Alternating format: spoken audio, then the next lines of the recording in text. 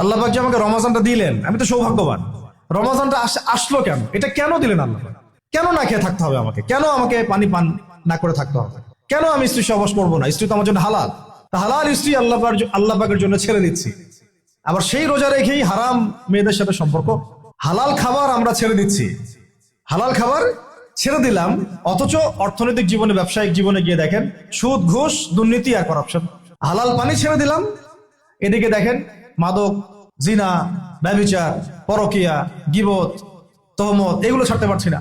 আসলে কেন এগুলো ছাড়তে বলা হচ্ছে? পানি, খাবার এবং স্ত্রী সহবাস, একটা আপনাকে সবর এর ইমতিহান দেওয়া হচ্ছে, তাকওয়ার একটা প্রশিক্ষণ দেওয়া হচ্ছে। এটা এক একটা, শুধু একটা বিষয় নয়, একটা মূলনীতি যে খাবার ছেড়ে দিচ্ছ মানে কি? আল্লাহর ভয়ে তুমি হালালও ছেড়ে দিচ্ছ, তাহলে আল্লাহর ভয়ে হারামে কিভাবে তুমি লিপ্ত হতে পারো? যে আল্লাহর ভয়ে তুমি হালাল ছেড়ে দিলা, সে আল্লাহকে ভয় না করে হারাম কেমন করে ছাড়তে পারো? মানে হারামে কিভাবে লিপ্ত হতে পারো? বিষয়টা হচ্ছে এই। যে আল্লাহর ভয়ে আমি হালাল খাবার ছেড়ে দিলাম, তো সেই আল্লাহর ভয়ে কেন আমি হারাম ছাড়বো না? লজিকটা কি? এটা মেক সেন্স না? যে আল্লাহ পাকের ভয়ে আমি হালাল ছেড়ে দিলাম, হালাল খাবার ছেড়ে দিলাম, তাহলে কেন আমি আল্লাহর ভয়ে হারাম ছাড়বো না? যে আল্লাহর ভয়ে আমি পানি ছেড়ে দিচ্ছি, পানি ছাড়া মানুষ বাঁচেই না, তো সেই আল্লাহর ভয়ে আমি কেন আমার নফসের প্রবৃত্তিগুলো ছাড়তে পারবো না? আমি হারামগুলো কেন ছাড়তে পারবো না? যে আল্লাহর ভয়ে আমি হালাল স্ত্রী ছেড়ে দিলাম, তো সেই আল্লাহকে কি আমি তখন ভয় করি না যখন আমি হারাম মেয়েদের সাথে সম্পর্ক করি? এই প্রশিক্ষণটা দেওয়ার জন্য রমাদান আমাদের মধ্যে আসে, যাতে আমরা তাকওয়া অবলম্বন করতে পারি। এটা কি? আল্লাহ ভীতিটা কি? এক কথায় আনতা আবুদুল্লাহ কাআন্নাকা তারা, তুমি এমন ভাবে আল্লাহর ইবাদত করবে যেন তুমি আল্লাহকে দেখতে পারছো। আল্লাহকে যদি আমরা দেখতে পারতাম, তাহলে আমরা কি এক ওয়াক্ত নামাজ কাজা করতাম বা করতে পারতাম? না পড়ে থাকতে পারতাম, যাকাত না দিয়ে থাকতে পারতাম, সুদ খাইতে পারতাম, জেনা করতে পারতাম, ঘুষ খাইতে পারতাম, জুলুম করতে পারতাম, মানুষকে এইভাবে ঠকাতে পারতাম, মাপে কম দিতে পারতাম, এইসব কবিরা গুনাহ করতে পারতাম আল্লাহ যদি সামনে থাকতেন? আল্লাহ পাক হাদিসের মধ্যে রাসূলের মাধ্যমে এটা জানাচ্ছেন, এমন ভাবে আল্লাহর ইবাদত করো যেন তুমি আল্লাহকে দেখছো। ওয়াইল্লাম তাকুন তারাহু ফাইন্নাহু ইয়ারাক, তুমি যদি আল্লাহকে দেখতে না পারো, জেনে রাখবা আল্লাহ তোমাকে দেখছেন। এটা হলো ইহসান, এর সাথে তাকওয়া সম্পৃক্ত। মানুষের ভাষা, মানুষের রং, মানুষের বংশ, এগুলো আল্লাহ পাকের কাছে মর্যাদার মানদণ্ড নয়। ইল্লা তাকওয়া, শুধু তাকওয়াই। ইন্না আকরামাকুম ইনদাল্লাহি আতকাকুম, তোমাদের মধ্যে সবচেয়ে আকরাম ব্যক্তি আল্লাহর কাছে সেই যে ব্যক্তি আল্লাহ পাকের কাছে অনেক বেশি মুত্তাকি, পরহেজগার। এবং এটা বাহ্যিক ভাবে লেবাস, পোশাক, দাড়ি টুপি দিয়ে বোঝা যায় না। এটা থাকে আত-তাকওয়া হা হুনা, কলিজার মধ্যে থাকে। আমার দাড়ি টুপি, জুব্বা, পাগড়ি দেখে আপনি বলতে পারবেন না যে আমি খুব মুত্তাকি মানুষ। এটা বলার কোনো সুযোগই নাই। আপনি ধারণা করতে পারেন সর্বোচ্চ হতে পারে মানুষটা ভালো, কিন্তু সে কতটুকু ভালো, কতটুকু মুত্তাকি, এটা আল্লাহ ছাড়া কেউ জানেন না। আর এই রমাজানে কি হয়েছে? কেন রমাজানে এত এত করে আমরা আয়োজন করছি, সাওম রাখছি, যাকাত দিচ্ছি, তারাবি পড়ছি? আসলে খাসিয়াত কি? রমাজানের খাসিয়াতটা কি? খাসিয়াত হচ্ছে এই মাসে কোরআন নাজিল হয়েছে। সুবহানাল্লাহ। যদি কোরআন শাবানে নাজিল হতো, হয়তো শাবানের এক মাস আমরা রোজা রাখতাম, কিন্তু কোরআন নাজিল হয়েছে রমাদানে, লাইলাতুল কদরে। ইন্না আনজালনাহু ফি লাইলাতুল কদর, এটা 1000 মাসের চাইতেও উত্তম। ফেরেশতাগণ নেমে আসেন, জিবরাইল আলাইহিস সালাম নেমে আসেন, সালাম, শান্তি বর্ষিত হতে থাকে। এটা রমাদানের শেষ দশকে আছে। এই রমাদানে কোরআন নাজিল হয়েছে। কি উদ্দেশ্যে কোরআন নাজিল হয়েছে? 40 দিন পড়ার জন্য নিশ্চয়ই, 3 দিনের দিন পড়ার জন্য, বছরে একবার খোলার জন্য, সারা বছর ধুলায় পড়ে থাকবে আমার মেসের উপরে, এই জন্যে। আর আপনারা বুকে হাত দিয়ে বলেন তো, কতজন মানুষ আছেন এখানে, বা এই ওয়াজ যারা শুনবেন, নসিহত যারা শুনবেন, কতজন মানুষ আছে যারা ডেইলি কোরআন খুলে বাংলাদেশের মাটিতে? এই বাংলাদেশের 90% মুসলিমের দেশে কতজন মুসলিম আছেন যারা ডেইলি কোরআন খুলে দেখেন? অন্তত খুলে দেখেন একবার, অন্তত খুলে দেখেন একবার। কতজন কোরআন, মানে কতটা বাড়ি আছে বাংলাদেশে যে বাড়িগুলোতে কোরআন পরিষ্কার পরিচ্ছন্ন আছে, ধুলো পড়ে যায় নাই? কয়টা বাড়ি পাবেন? বহু বাড়ি দেখবেন কোরআন পড়ে আছে উপরে ধুলায় ভর্তি। কোরআনের উপর ধুলা পড়েছে মানে কি জানেন? তার দিনের উপরে ধুলা পড়ে গেছে, তার কলমের উপরে ধুলা পড়ে গেছে, তার দুনিয়াও হালাক, আখিরাতও হালাক। ইল্লা মাশাআল্লাহ, ইল্লা মাশাআল্লাহ। আর আরো তো স্ট্রং ওয়ার্ডে গেলামই না, যে কোরআন কত % মানুষ পড়তে পারে সেটা জরিপ করে দেখেন। 90% মুসলিমের দেশ, শিক্ষা বিভাগে কোরআন নাই, আপনারা 20 বছর পড়াশোনা করছেন, কোরআন আপনারা পড়েন নাই, আপনাদেরকে পড়ানো হয় নাই, ইভেন কোরআনের তাজবিদও শেখানো হয় নাই। কিসের শিক্ষা এটা তাহলে? শিক্ষা মানেটা কি আসলে? আমাকে বলো তো, শিক্ষা মানে কি? What is the definition of education? এডুকেশনের সংজ্ঞাটা কি আসলে? শিক্ষার সংজ্ঞাটা কি?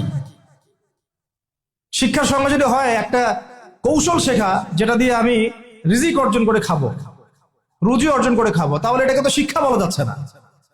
এটা হচ্ছে আপনার দক্ষতা। এটা কি আপনার দক্ষতা? তাহলে এটার নাম শিক্ষা দিচ্ছেন কেন? পুরো শিক্ষা সিস্টেম আমাদেরকে দিন বিবর্জিত করে ফেললো। না এখানে কোরআন আছে, না তাফসীর আছে, না আরবি ভাষা আছে, না আরবি ব্যাকরণ আছে, আর না সিরাত আছে, আর না হাদিস আছে, আর না আকীদা আছে, আর না উসুল আছে। কিছুই নাই, কিছুই নাই। আমাদের 90% মুসলিমের এই দেশে, আমাদের এই যে 80% 70% ছেলে মেয়েরা জেনারেল লাইনে পড়াশোনা করছে, কিছুই শিখে নাই। এরপরেও তাদের মধ্যে ফিকির হয় না যে আমার এর বাইরেও মাদ্রাসায় যাওয়া দরকার, আলেমের কাছে বসা দরকার, বা বিভিন্ন কোর্স করা দরকার। সারা জীবন শিখতে পারলাম না, ওস্তাদদের কাছে গিয়ে শেখা দরকার। অনলাইনে হোক, অফলাইনে হোক, দার্সে হোক, তালিমে হোক, বা কোর্স ভিত্তিক ভাবে হোক, শেখা দরকার। এই ফিকিরটুকু আমাদের মধ্যে আসতেছে না। আর ইলম ছাড়া আপনি কি করতে পারবেন? একটা বিষয় সম্পর্কে যদি আপনি নাই বা জানেন, সেটা প্রতিষ্ঠাই বা করবেন কিভাবে? যে বিষয়টা সম্পর্কে আপনার কোনো জ্ঞান নাই, সেটা কিভাবে আপনি প্রতিষ্ঠা করবেন? কিভাবে তার উপর আমল করবেন? কিভাবে সেই দাওয়াত মানুষকে দিবেন? আমি ধরেন একজন ডক্টর নই, কখনো মেডিকেল সায়েন্স পড়ি নাই, আমি কি চিকিৎসা করতে পারবো? আমি যদি একটা চেম্বার খুলে বসি, আপনি কি আমার কাছে আসবেন রুগী দেখাতে? তো কমন সেন্স। তা আমরা সবাই চাই আল্লাহর জমিন, আল্লাহর দিন কায়েম হোক, মানুষ ইসলামের ছায়াতলে আসুক, দাওয়াতের কাজ আমরা করি, আমরা সৎ কাজে আদেশ করি, অসৎ কাজে নিষেধ করি, সমস্ত জাহালাত গুলো সমাজ থেকে দূর হয়ে যাক। জাহালাত দিয়ে সমাজটা ভর্তি হয়ে গেছে, দুর্নীতি হচ্ছে, খুন খারাপি হচ্ছে, গুম হচ্ছে, ক্রসফায়ার হচ্ছে, শিশুকে পর্যন্ত করা হচ্ছে, সমকামিতা ছড়ানো হচ্ছে, আল্লাহর জমিনে আল্লাহকে গালি দেওয়া হচ্ছে, আল্লাহর জমিনে তার রাসূলকে গালি দেওয়া হচ্ছে। জাহালাত গুলো লিস্ট করলে তো কিয়ামত নেমে আসবে আমাদের উপরে। জাহালাত গুলো লিস্ট করলে, আর যদি একটা একটা করে ধরে আল্লাহ পাক শাস্তি দেওয়া শুরু করেন, তাহলে কিয়ামত নেমে আসবে আজকে বাংলাদেশের মাটিতে। এগুলো দূর করতে হলে তো আমাকে জানতে হবে কোনটা জাহালাত, এর সমাধান কি। এর সমাধানগুলো বের করার জন্য আমাদের পথ পদ্ধতি কি হওয়া উচিত, পদক্ষেপ কি হওয়া উচিত, এই ফিকিরটা আমাদের মধ্যে আসা উচিত। আমরা যদি এখন পর্যন্ত এই বিষয়গুলো মূল্যায়ন করতে ব্যর্থ হই, আজকে থেকে আগামী 20 বছর পরে আপনি, আমরা বিছানায় শুয়ে শুয়ে মৃত্যুর অপেক্ষা করতে থাকবো আর পস্তাইতে থাকবো, কাশ যদি যুবক বয়সে এই বুঝটা আমার মধ্যে আসতো, আর আমি বুঝতাম, আর দিনের জন্য কিছু করতে পারতাম। এতটুকু আজকের জন্য যথেষ্ট। আমরা ফিকির করি আমাদের জীবনের উদ্দেশ্য কি, লক্ষ্য কি, কেন দুনিয়াতে আসছি, কোথায় যাব, যাওয়ার পরে আমার কি হবে। যদি আমি দুনিয়া এবং আখিরাতে সফল হতে চাই, তাহলে ইসলাম ছাড়া অন্য কোনো রাস্তা নাই। যদি তাই হয়, তাহলে ইসলাম সম্পর্কে আমি জানি কতটুকু, আমার জ্ঞান কতটুকু আছে। জ্ঞান নাই, আমি শিখতে পারি নাই, স্কুল শিখাই নাই, কলেজ শিখাই নাই, আমার কি এই অজুহাতগুলো আল্লাহর সামনে চলবে কি চলবে না? টিকবে না। উত্তর কি?